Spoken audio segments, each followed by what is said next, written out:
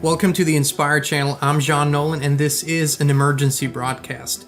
The video clip I'm about to show you is, in my view, the most important video in the world today. It's by Dr. Meryl Nass, who talks about the establishment of a de facto world government that we are a mere weeks away from.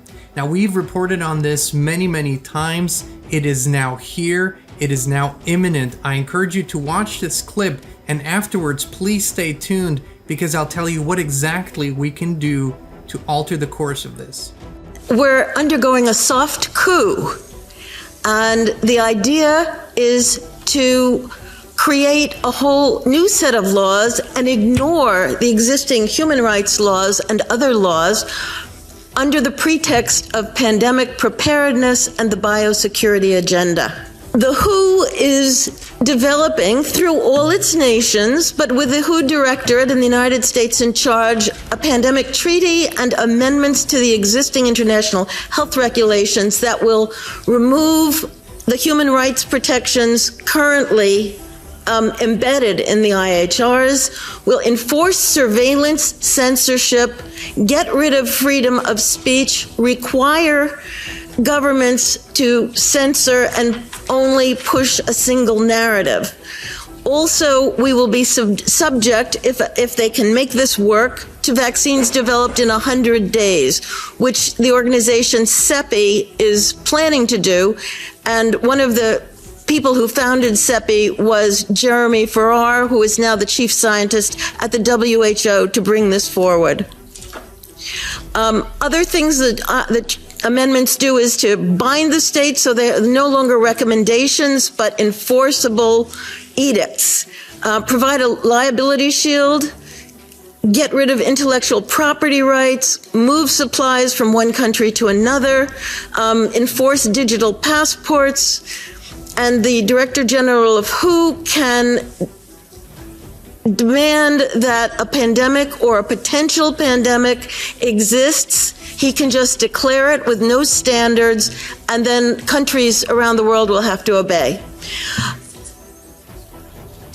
Also, the WHO will tell you what drugs you can and can't use in your nation once a pandemic is declared.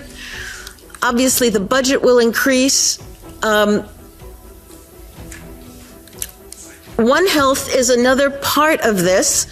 One Health is a concept that was created to enable the WHO, with these documents, to take over jurisdiction of everything in the world by saying that climate change, animals, plants, water systems, ecosystems are all central to health.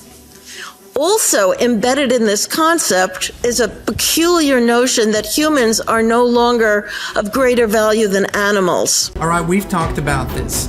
The takeover of the WHO, the WHO, is imminent.